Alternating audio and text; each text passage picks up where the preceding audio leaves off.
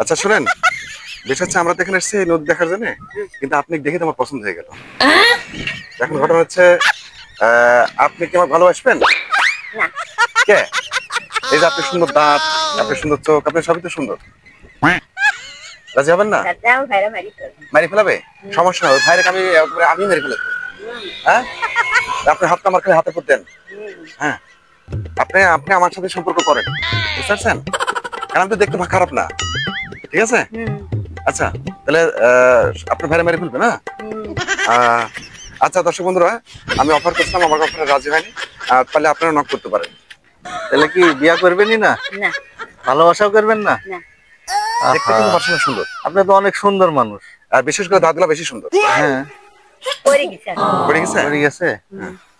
অনেক সুন্দর দাঁত। আচ্ছা ক্যামেরাটার দিকে ধর।